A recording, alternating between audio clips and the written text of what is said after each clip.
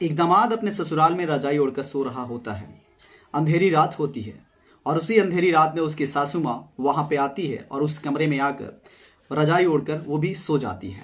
फिर जो होता है उसके बाद की कहानी सुनकर आपके भी पैरों तले जमीन खिसक जाने वाली है।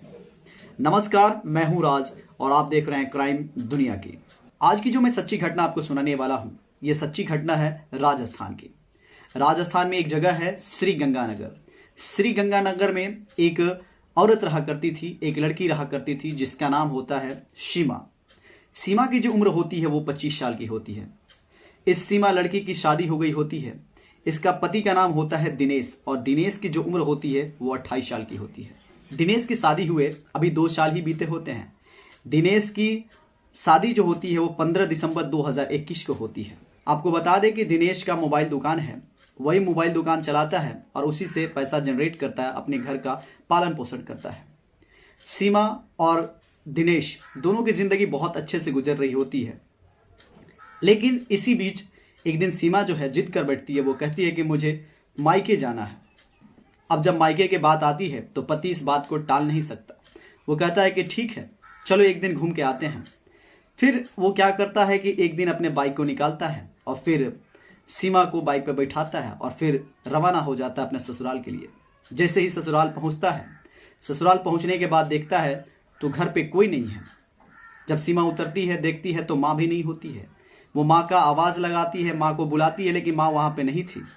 बाद में पता चलता है कि माँ काम के वास्ते कहीं गई हुई है। पिताश्री भी काम के वास्ते गए हुए हैं कहीं काम करने, कोई नहीं होता है।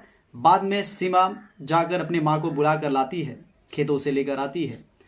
तब ये समाचार होना शुरू होता है। बाद में जो दामाद होता है दिनेश, वो पूछता है सासू माँ से कि और सब सुनाइए, जो साला हैं वो कैसे हैं, क्या चल रहा है, सब कुछ ठीक तो है। सासू माँ सबकी जवाब देती है। वो कहती है कि हाँ, जो शाला है आपका वो अभी काम कर रहा है और उसी के कमाई से तो सब कुछ घर का चलता है, खर्चा बर्चा। बाद में जो दिनेश है दामाद, वो पूछता है सासू माँ से कि पिताजी कहाँ हैं। तो वो बताती है कि अभी वो ड्यूटी गए हुए हैं, शाम को आएंगे। इसी तरह समाचार होता है। उसके बाद से शाम के वक्त हो जाता है और जो ससुर होते हैं वो भी आ जाते हैं। बाद में दामाद, ससुर और सास सीमा सभी मिलके एक दूसरे से बात करते हैं, समाचार शेयर करते हैं बातों। और आपको बता दें कि दिनेश को बस 2-4 दिन और रह के बाहर भी जाना होता है और इसी बीच वो अपने ससुराल जाता है। सोचता है कि अपने सीमा को ले जाकर मायके भी घुमा दूं, वहां से घूम के भी आ जाऊं, और इसीलिए वो गया होता है ससुराल। जब ये सभी चीज हो जाते हैं तो डिनर का वक्त होता है। डिनर के वक्त सभी लोग डिनर करते हैं, खाना खाते हैं, रात का भोजन करते हैं और फिर अपने अपने कमरों में सभी लोग चले जाते हैं। जो ससुर हैं अपने कमरे में चले जाते हैं। दिनेश को भी एक कमरा दे दिया जाता है, उसमें वो दिनेश चला जाता है और ये जो सीमा और उसकी माँ एक कमरे में सो जाते हैं लोग। अब क्या होता है कि इसी तरह टाइम बीतता है। 10, 11, 12 बजे की बात होती है। जो दिनेश है कॉल करता है सीमा के पास और कहता है कि मुझे बाहर भी जाना है, मैं अगले ही दिन 2 दिन में चला जाऊंगा, तो यहीं पे आओ, कुछ मुलाकात करेंगे, लो फिर उसके बाद से चल जाना। सीमा जो है अपने माँ को देखती है, माँ उसकी सोई होती है। वो दबे पांवे अपने रूम से निकलती है और निकलने के बाद सीधा जो दिनेश है उसके कमरे के पास जाती है। दबे पांव जाकर गेट खोलती है और उसमें एंट्री कर जाती है। जैसे ही दरवाजा खुलता है, इधर इसकी सासू माँ जो होती है वो भी जग जाती है और जग के ये सभी चीज को देख रही होती है। बाद में वो जो सासू माँ होती है वो सोचने लगती है कि मेरी बेटी इतनी रात को जा कहाँ रही है। अब सासू माँ फॉलो करती है उसको, पीछे करते करते जब आती है तो देखती है कि सीमा अपने पति के कमरे में चली जाती है। अब ये देखती है, देखने के बाद देखती है कि वो दोनों संबंध बना रहे हैं, एक दूसरे से प्यारी बातें कर रहे हैं। फिर जो सासू माँ होती है चुपके से आती है और अपने कमरे में जाकर सो जाती है। कुछ वक्त बीतता है। उसके बाद से सीमा भी अपने पति के कमरे से निकलकर माँ के कमरे में चली जाती है और जाकर वहां पे सो जाती है। आपको बता दें कि फिर से जो दिनेश है फिर कॉल करता है सीमा के पास और कहता है कि तुम आओ फिर से। सीमा माना कर देती है, कहती है कि रिश्तों का लिहाज रखो, मैं अब नहीं आ सकती। सुबह जब मैं जगूं तो पता चले कि मैं तुम्हारे कमरे में हूं और यहाँ पे सोई थी तो क्या कहेंगे लोग, इसलिए अब मैं नहीं आ सकती। इन बातों को सासू माँ बहुत ही अच्छा से ध्यान से सुन रही थी, ऑब्जर्व कर रही थी। बाद में क्या होता है, सासू माँ चुपके से कुछ वक्त बीतता है रात के। उसके बाद से सासू माँ जगती है, अपने बेटी को वहीं पर छोड़ती है सीमा को, और अपने कमरे से निकलकर दामाद के कमरे में चली जाती है और वहां जाकर रजाई ओढ़कर दामाद के पास में ही सो जाती है। उसके बाद से होना क्या था, अनहोनी हो जाता है। जो दामाद होता है वो अपने सास के साथ ना चाहते हुए संबंध बनाना शुरू कर देता है। फिर दामाद को अजब सा लगता है कि शायद मैं कुछ अटपटा सा लगता है उसे। बाद में वो अपने मोबाइल को निकालता है, फ्लैश ऑन करता है, टर्च ऑन करने के बाद देखता है तो उसकी सासू माँ। वो डर सा जाता है, उसे बहुत बुरा लगता है। वो कहता है मैं इन्हें क्या कर दिया, मैंने अपराध कर दिया। लेकिन सासू माँ उसे समझाती है कि कोई बात नहीं है, तुम संबंध बना सकते हो। उसके बाद से क्या होता है, वो रुकता ही नहीं अपने आप को, सासू माँ भी इजाज़त देती है। फिर ये संबंध बनाना शुरू करते हैं और फिर सासू माँ चुपके से उठ के अपने कमरे में चली जाती है। इस तरह से सवेरा होता है। जब सवेरा हो जाता है तो सुबह उठने के बाद जो सासू माँ होती है वो कहती है सीमा से कि तुम कहो ना दिनेश 4-5 दिन के लिए रुक जाए, वो कहीं ना जाए। जब ऐसी बातें सासू माँ करती है तो कहीं ना कहीं सीमा भी कहती है कि माँ की बात मान लो। कहती है कि माँ कह रही है तो रुक जाओ, मत जाओ बाहर, 2-4 दिन के बाद ही जाना।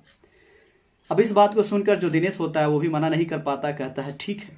अब क्या होता है कि जो दिनेश है और उसकी जो सास है ये दोनों संबंध बनाते हैं, संबंध बनाना शुरू करते हैं। एक बार की लत होती है, बाद में एडिक्टेड हो जाते हैं। 4-5 दिन लगातार मनाते हैं।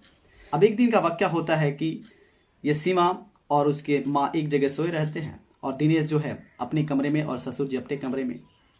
अब क्या होता है कि सीमा को एक तो शक हो गया होता है पहले ही से ही, कुछ इस तरह से बातें देखकर और कुछ देख देख कर।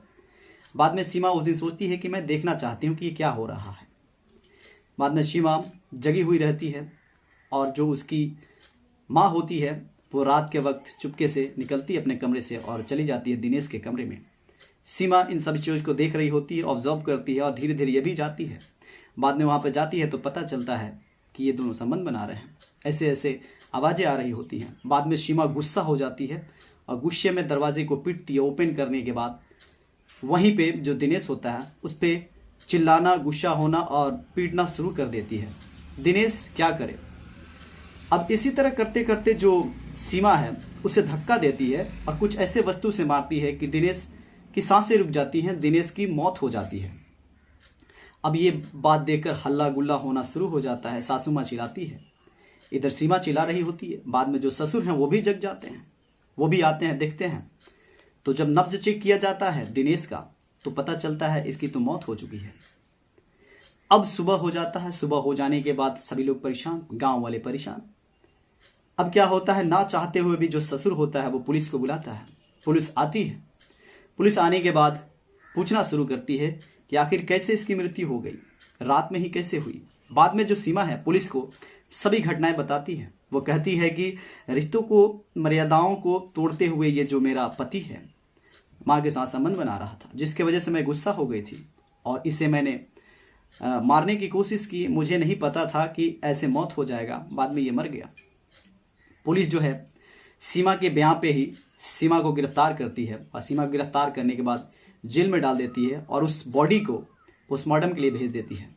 तो दोस्तों, हर कहानी से कुछ ना कुछ मैसेज मिलता है। इस कहानी से ये मैसेज मिलता है कि आप एक हद में रहो, लिमिट में रहो, क्योंकि आप सबके साथ संबंध नहीं बना सकते हो। जो समाज की मर्यादाएं हैं, जो रिश्तों की मर्यादाएं हैं, उनको समझो, उनकी अहमियत को समझो। आप किसी के साथ संबंध बनाना शुरू ना कर दो।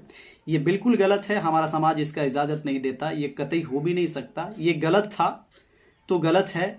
हालांकि इसका और भी तरीका था, इसका सजा हो सकता था, लेकिन सीमा यहाँ पे गलत कदम उठाती है और खुद अपने पति का ही हत्या कर देती है, मौत के घाट उतार देती है। ये गलत है।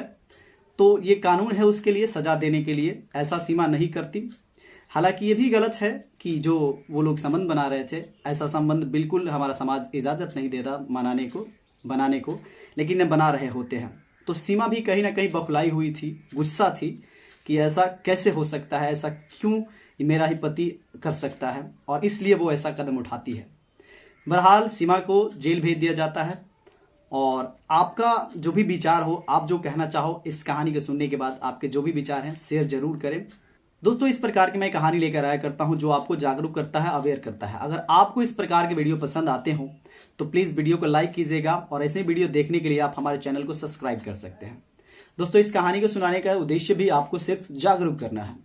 मिलते हैं नेक्स्ट वीडियो में, तब तक के लिए जय हिंद, जय भारत।